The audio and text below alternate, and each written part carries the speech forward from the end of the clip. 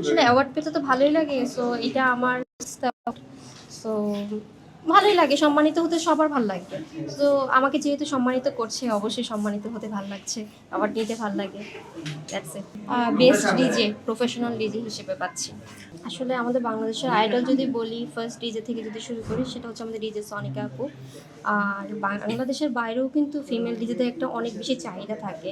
তো সেই জিনিসটা দেখে ছোট থেকে আমার ইচ্ছা ছিল মিউজিক নিয়ে কাজ করার। তো পরবর্তীতে আমার পড়াশোনা শেষ আমার ডিজেতে আসা। টোটাল পড়াশোনাটা শেষ করেই কিন্তু আমি ডিজেতে এসেছি। বিফোর দ্যাট হচ্ছে আমি মডেলিং করতাম, নাচের প্রোগ্রাম করতাম, যেহেতু শিল্পকলা একাডেমি থেকে হচ্ছে আমি নাচ শিখেছি। সো ছোট থেকে নাচের প্রোগ্রাম থেকে শুরু করে মডেলিং, দেন হচ্ছে 2019 থেকে ডিজে, 8 বছরের ক্যারিয়ার আমার। আসলে আমার এই ক্যারিয়ারে অপূর্ণতা বলতে কিছু নেই। আলহামদুলিল্লাহ আমি সব কিছুই পেয়েছি, ভালো কাজ করছি। কর্পোরেট শো যেগুলো বাংলাদেশের মোস্ট পপুলার কোম্পানি, খুব বিগ বাজেটের শোগুলো হয়, সেগুলো আমি করছি। সো এভাবে করছি, চলছে। এই প্রফেশনে আমার কোনো অপূর্ণতা নেই, আমি আলহামদুলিল্লাহ সাকসেস। আসলে আমি তো প্রতিনিয়ত বুলিংয়ের শিকার হই। আপনাদের বিভিন্ন নিউজ বিভিন্নভাবে ভাইরাল হচ্ছে, বিভিন্ন টাইটেল দিয়ে আমাকে পাবলিশ করা হচ্ছে, ভিউ ব্যবসা করছি। সো আসলে নেগেটিভ পাবলিসিটি আমাদের মিডিয়া সেক্টর বলেন বা ডিজে সেক্টর বলেন, অনেক বেশি প্লাস পয়েন্ট আমাদের জন্য।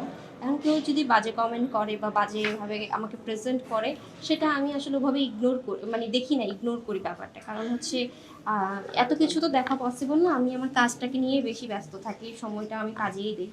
যতটুকু সময় পাচ্ছি আমি প্রোগ্রাম করছি, বা বাসায় যতটুকু সময় পাচ্ছি ঘুমাচ্ছি, বা পেজে কাজগুলো করছি। তাই এত কিছু আমি ফলো করি না। আর যখন ফলো করি তখন হচ্ছে দেখা যায়, কিছুদিন আগে দেখেছেন হয়তো যে কিছু ডিজেদের নামে আমি হচ্ছে আম, আমি জিডি করেছিলাম। তারপর ডিবি বাংলাদেশের যে ডিএমপি কমিশনারকে দিয়ে একটা নোটিশ পাঠিয়েছিলাম, ওদেরকে কিছু বাজে কথা বলেছিল। তারা আমার কলিগ হিসেবেই আমি তাদেরকে চিঠিটা করি, কারণ বাইরের মানুষকে তো অফ করা যাবে না। চাইলে আমার কলিগরা যদি কিছু বলে বা জুনিয়ররা কিছু বলে, তখন আমি হয়তো চাইলে অফ করাতে পারবো। তার আগে এত এত মানুষ, বাংলাদেশের 16 কোটি মানুষের মধ্যে কেউ যদি আমাকে গালাগালি করে, ওটা আসলে আমি অফ করাতে পারবো না। আর ওটা না, যে যেটা বলে বলুক। ছোটবেলায় ইচ্ছে ছিল যে আমার ব্যাকগ্রাউন্ড সায়েন্সে, আমি সায়েন্সেই হচ্ছে এসএসসি এইচএসসি কমপ্লিট করি। দেন যখন আমি মাস্টার্স করি সেটা করি। তো আমার ইচ্ছা ছিল যে আমি সায়েন্স থেকে যেহেতু পড়ছি, হয়তো আমি ডক্টর হব। কিন্তু পরবর্তীতে মিডিয়াতে এত বেশি জড়িয়ে গেলাম যে আসলে ডক্টর হওয়ার চিন্তাটা বাদ দিয়ে হচ্ছে যে কোনো একটা নর্মাল সাবজেক্ট নিয়ে আমি পড়াশোনা করছি।